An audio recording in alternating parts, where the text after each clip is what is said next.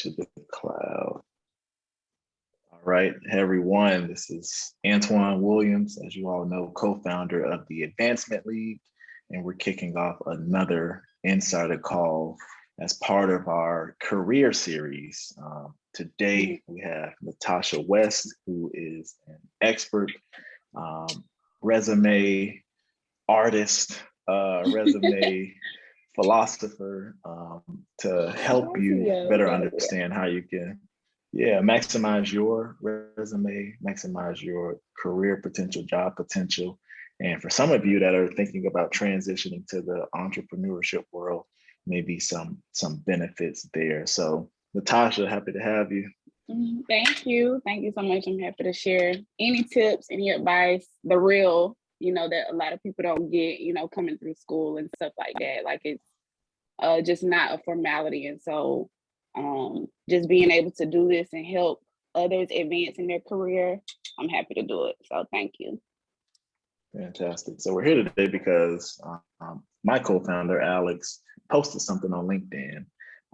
That something got a lot of attention and it got us thinking. So I want to share that post just to make it real for our audience. So he wrote, "The resume is dead. At least that's what a lot of internet will lead you to believe. But talking to a ton of students, early careers, and accomplished executives interested in joining his company, SAS, or using our Advancement League network to see what's out there, the first thing everyone defaults to is send over your resume. I'm convinced the resume of old is dead or will be. The filler words to satisfy applicant tracking systems, the fluff to make sure changing a light bulb sounds like invented electricity, and the pages going back as far as you can possibly stretch them back to show how much you've been doing whatever it is you do. Just like academia has said, make sure this paper is 7 pages long, but the real world has increasingly said, you've got to my attention for 7 seconds. I think resumes quickly will be 1-page highlights of the absolute best things you've done, can, and want to do, no matter how long you've done it. No more, no less." That was a really good so article. Yeah, it sounded like poetry. So I guess we'll kick it right off there. Is the resume dead? The resume isn't dead yet, but it's in a coma. And I say that because just like you said earlier, it's like in the article it said that they just want you to send over the resume, but they're not really giving you the inside. Like it's just kind of like, oh, to apply for a job you have to have a resume, or apply for a job you have to have the cover letter. But when it gets to negotiating your worth and you being compared to others, just sending in your resume just won't do. And so I get where he's saying in the article where it'll probably go to 1 page, but I think from a high level, it's more so of companies just want to see what it is that you can do that's relevant to the job that they are, advertising. It's like, it's kind of, it's like a dating, like a dating profile. Like if you've ever been on a dating site, and you like flowers and you like long walks on the beach, it's the same with the company. They're telling you exactly what they want in an employee, and most people will give everything they've ever done. And it's like, okay, that's great, but it's counterproductive. I want what I want. I want those flowers and I want those walks on the beach. So it's that, I think that's where he's coming from. But yeah, it's not dead. It's sleep though. Okay, it's sleep. So taking a step back. So your role, talk to us about your company, the kind of folks you've worked with, what kind of people, what positions they've getting placed in, what salary dollars, because we will talk about money today. So talk to us about your job, your company. Okay, so well, let me just start off with, I am a talent acquisition consultant. So I do work a full-time job. I work in recruitment in the HR setting.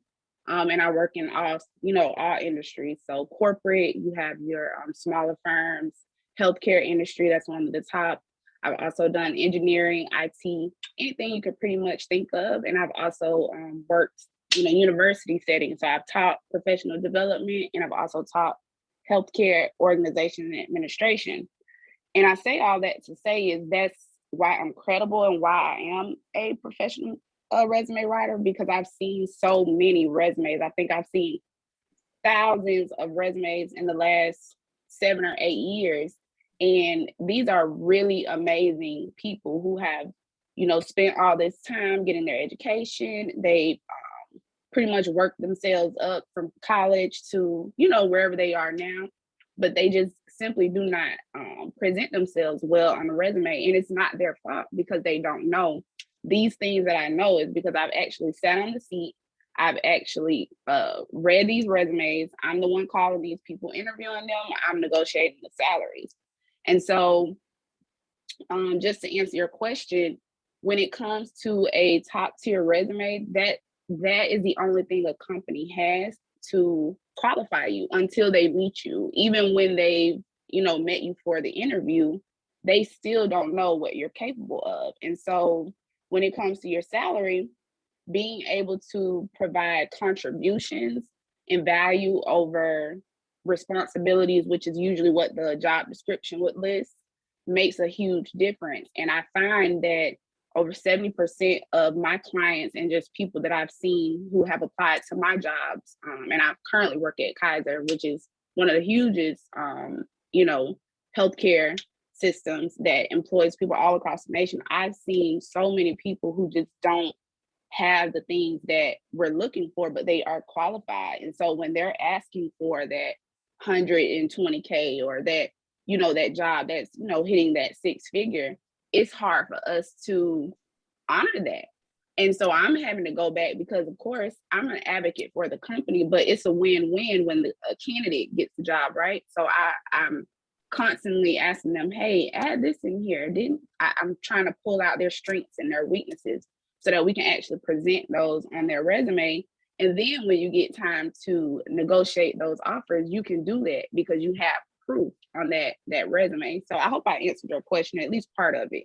But yeah, no, spot on. I guess if you can get specific, of course, with confidentiality, we're not going to ask for any names, but just to further paint the picture, what is the biggest ticket client you've helped land a job, and what salary? And I'm asking this question because it'll be a follow-up question. What was that salary range? So I had a client who is in what is it? Basically IT security management, like implementations and stuff like that. She currently is over the 200K mark, of course, and she has bonuses and all that good stuff. She had a dope resume, but her employer couldn't see how they would, offer her more money as she was comparing herself to her counterparts. And so she and we worked together. I did a market analysis, and basically, not to go too far, but I just, I did my research on what other companies are paying and what other employees are being paid. And I'm also looking at the contributions that they've made in that company. And so when speaking with her, I'm able to pull those things out and was able to put that into her resume so she can go out. She gets offers from other employers that's seeking her, right? And then she can take these offers back to her employer who she really wants to work with and say, hey, this company over here is offering me $250. What are y'all gonna do? Y'all only paying me $179. And so, that's just a scenario. Like, you have to prove yourself. You know what I'm saying? It's just, I don't know. That would be the biggest one. I've also done like some doctors and pharmacists, lawyers, what do you call it? A lot of healthcare workers, so project managers, operations, stuff like that. VP directors, hospitals, yeah.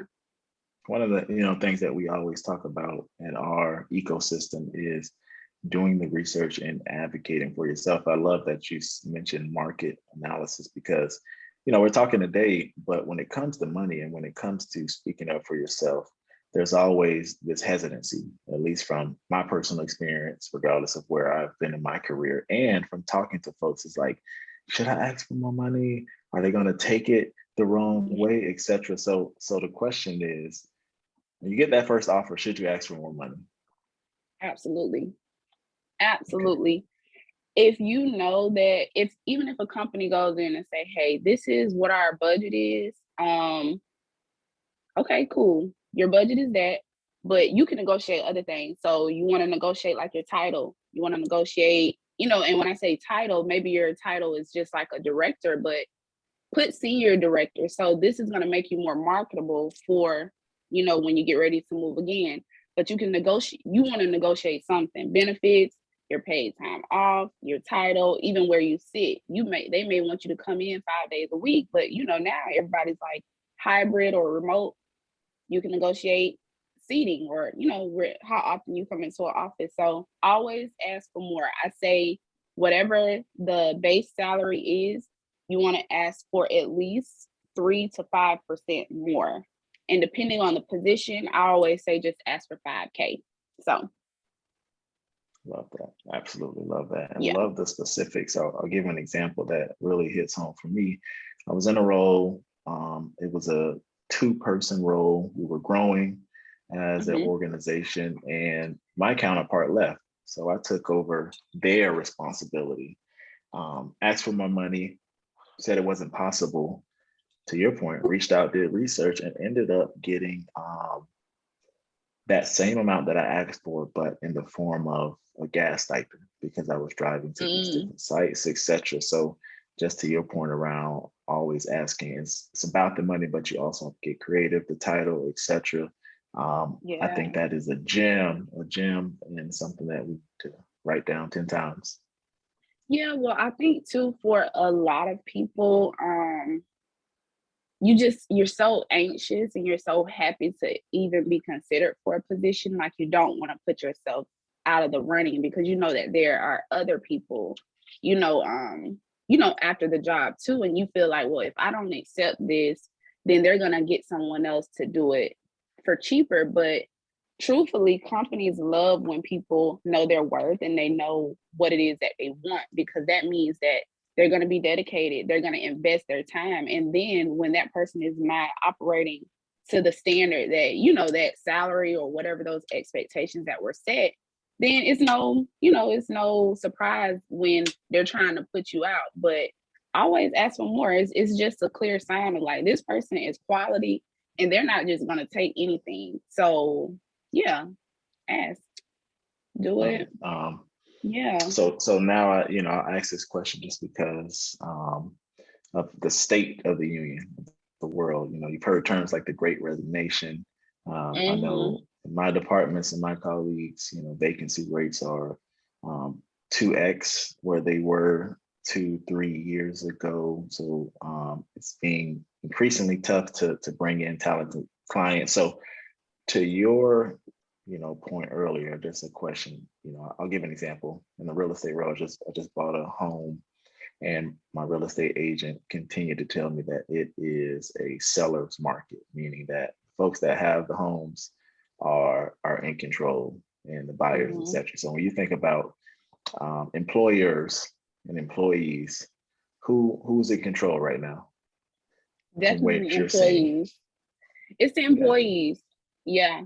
And it's because, like you said, it is a great resignation. People are spending so much time at home. They don't want to return back to the offices. Some of these companies are asking their employees to come back. That's not up for negotiation. So people are leaving and trying to go to other places. And so when you have a constant turnover in positions, and even some of these even these just prestigious companies, like these big brands, they still have quality employees that are working, and they're doing double the work, like just like you were doing double work. And it's like, well, okay, we're operating with 1 FTE and we have 2 FTEs available. Well, we ain't gotta be in a rush, but if we find somebody we're willing to pay, we'll incentivize them. You know what I mean? And so that means companies are being a little bit more, I don't want to say companies, but the managers, they're more lenient, they're more understanding, because they're also in that same position. Like they're experiencing the aftermath of people just moving around. So yeah, they're willing to do anything to keep employees, but employees have to be aware of that. They have to do their research and be willing to like say, hey, I want more, or what's up with a promotion, something. Yeah, I think the reason I asked that is that I want to empower the folks listening, regardless of if you're getting ready to apply for your first job outside of grad school or fellowship, or if you're getting ready to take that next step to be, COO, CEO, president, or to go to a startup. I think that it is important to advocate for yourself. And I think we just heard that from you. So, Sasha, we have a lot of members that are in the traditional healthcare setting, but we also have folks that are taking a step out, going to startups, going to companies that are on the smaller side of things. But what we're hearing is that a title, and this is for the resume portion, title is not always important. How can our members navigate that? And I'll give an example. Individual leaves a hospital as a vice president, making $200,000 a year, and goes to a different kind of non-traditional company and takes a role as a product director and is now making $250,000 a year. How does someone articulate that on their resume when they look to make that next jump? For folks that are programmed to say, hey, look at the title, look at the professional title. What are your thoughts there? It could go either way. So with titles, it's for marketing purposes. So let's just say that your resume is for marketing purposes, and language is important, right? So if the job that you're going for has a certain title, but your formal title is maybe way above that or below that, they don't align, then you want to use words that are similar to that title. So even though you didn't hold that formal title, you did have it make those contributions in your job. So that is a thing that you can do. Is that what you're asking? Like, so you definitely can do that. I do think that titles are important though, because remember, recruiters are only, and this is just something people can look up, but recruiters are only looking at resumes 6 to 7 seconds. Like, they're looking at hundreds of resumes a day. And so we're looking at your titles, we're looking at your dates that you were employed, and we're looking at your qualifications, which would be like your education and licenses, all of that. So if your title doesn't jump off to me, then 9 times out of 10, I may skip you. I may come back, but I'm gonna skip you if it doesn't just jump off.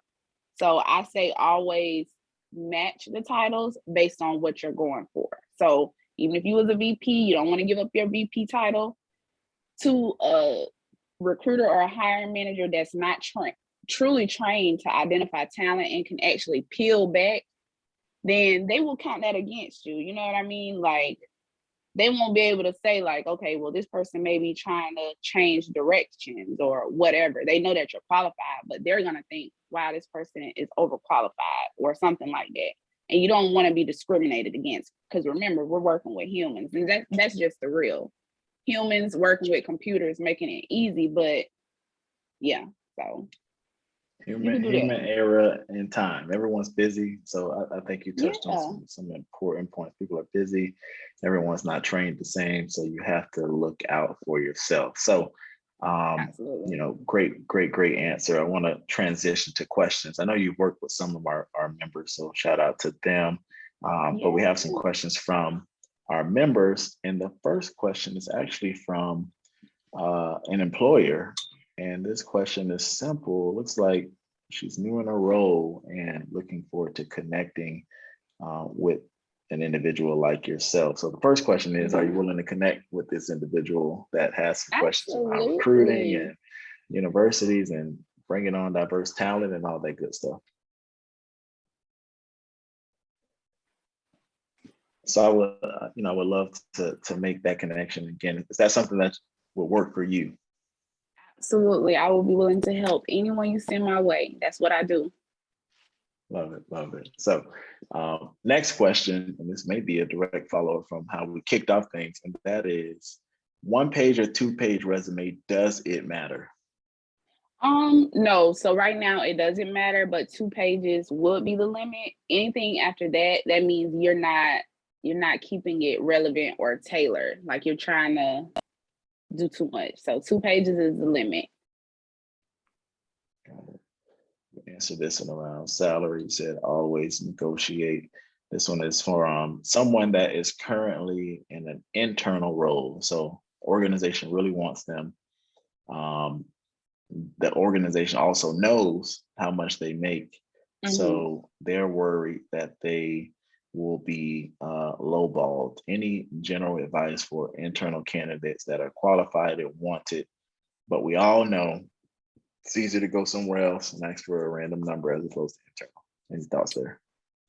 So it truly does depend, and it just depends on because I don't have enough information, but just for a high level, depending on the position, how long you've been there, your last performance review, you want to gather all that stuff so that you can kind of build your case.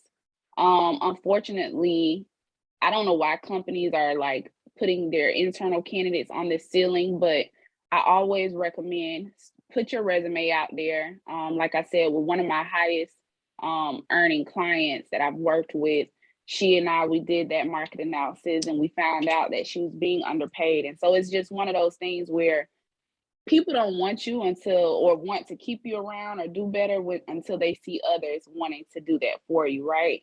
And so don't worry about what you currently make. If you're going for a job and you know that you have a set salary in mind, stick to that. And if they're not willing to pay, that is just a sign that it's time to move on. So yeah, I would just recommend getting other offers and then bringing them back to the table if you find it difficult to. Fantastic. Yeah. Fantastic. That was just so eloquent, and it goes hand in hand with that being the last question. I love the idea of knowing your worth. You use the date analogy in the beginning, and it sounds like, hey, you got to treat this thing like a relationship or because it is a relationship. It is. People do and pay. People do what they want to do for what they want. They will pay, and so but you have to know that first. You can't allow people to tell you your worth. So, yeah. And that's why you use the resume. Again, this has been so informative. We've talking, to folks in the HR world and the talent acquisition world, but to hear from a specific resume expert and just to be able to, put you on the pedestal that you deserve and share your information. It's always an honor and something that we pride ourselves on. So we got to have you back. I know we have a couple other folks that want to get into some intense conversations around, the use of the resume. So be looking out for an invite to come on back. Absolutely. And I know we kind of covered it in the beginning, but I have been running my resume writing service for the last 4 years. The name of it is unorthodox, but I'm not like anybody else. So that's why it is. But the name is Pretti Homie Resumes. I'm happy to work with anybody who is interested in advancing their careers. I'm not in the business to, sell you on anything. The proof is what it is. I've helped over 500 clients to date. You can check me out on LinkedIn. I'm also on Instagram. I'm a real person. I make great money. I'm happy in my job. And so I just want to do the same for your connections and anybody, anybody who is interested. And just want to, thank you, because what you're doing is like amazing. A lot of people don't do it. And so, yeah. I'm happy to help. Anybody that want to help themselves, I'm happy to help them. Yeah, it's Pretti Homie Resumes, and you hit it right on the head. We're passionate about career connections and helping our members stay absolutely up on game and keep a leg up. So we'll drop your information, we'll share your information, and we'll keep the good times rolling. Thank you. They're lucky to have you. Very lucky to have you. Same to you. I appreciate you. Thank you. Alrighty.